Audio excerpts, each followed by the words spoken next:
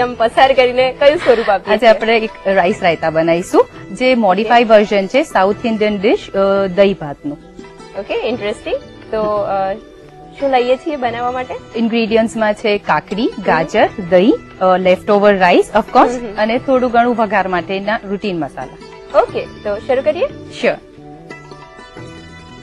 અત્યારના આપણે જે રાયતું બનાવી રહ્યા છે એ 4 પર્સન સર્વિંગ છે. રાઈટ.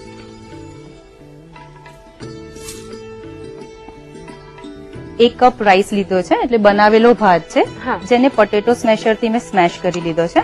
ઓકે. 1 કપ જેટલું દહીં છે, એમાં એડ કરી દઈએ. મોળું દહીં છે? હા.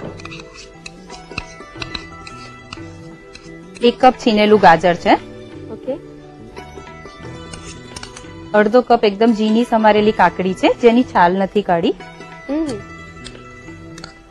જયારે રાઈસ બનાવેલો છે અને આપણે એને રીયુઝ કરીએ છીએ, ત્યારે તો ઓબ્વિયસલી એ બનાયેલી વાનગીમાંથી કરીએ છીએ, એટલે લેફ્ટ ઓવર વાનગીને આપણે વાપરીએ છીએ.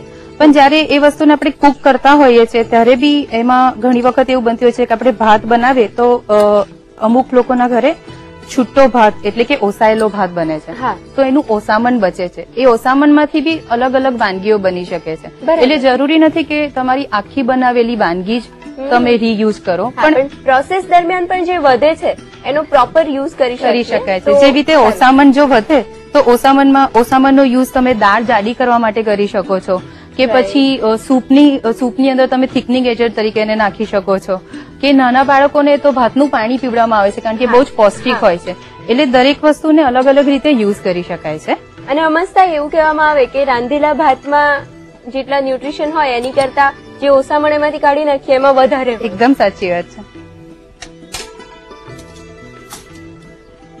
હવે એમાં કોથમીર એડ કરીશું 2 ચમચી જેટલી.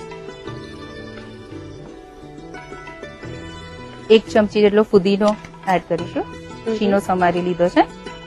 સ્વાદ પ્રમાણે મીઠું. 2 ચમચી દૂધ નાખીશું.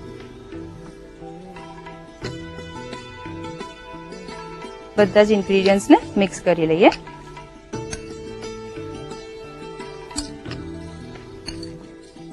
હવે આપણે એમાં વઘાર કરી દઈએ. ગેસ ઓન કરીશું. 2 ચમચી તેલ લઈએ.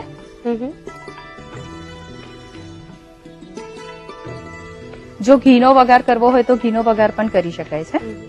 અને શિવાની, જો વઘાર ના કરીએ તો એઝ ઇટ ઇઝ આ ફોર્મમાં પણ ખાઈ શકાય છે? ખાઈ શકાય છે, પણ વઘાર કરેલું વધારે ટેસ્ટી લાગે છે. તેલ ગરમ થશે એટલે આપણે એમાં રાઈ નાખીશું. 1 ચમચી રાઈ.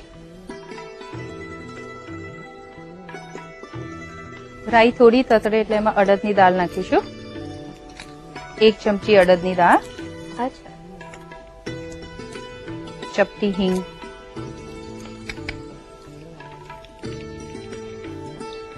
અડદની દાળ અને રાઈ તતડી જાય તે પછી આપણે આખા સૂકા લાલ મરચા છે 2 નંગ, જેને મેં સમારી લીધા છે, એ ગેસ બંધ કરીને એડ કરીએ એટલે મરચા બળી ના જાય.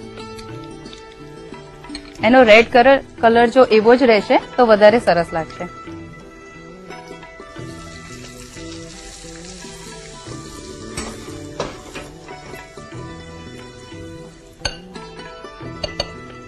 હવે એને સર્વ કરીએ.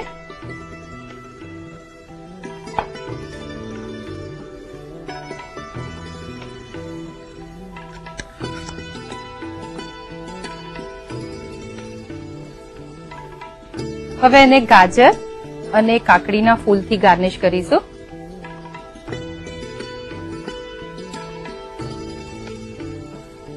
પુદીનાનું પાન છે. લીપી રાઈસ રાયતું ખાવા માટે તૈયાર છે, પણ એને મિનિમમ 1 કલાક ચીલ કરીને જો ખાઈએ તો વધારે સરસ લાગે છે.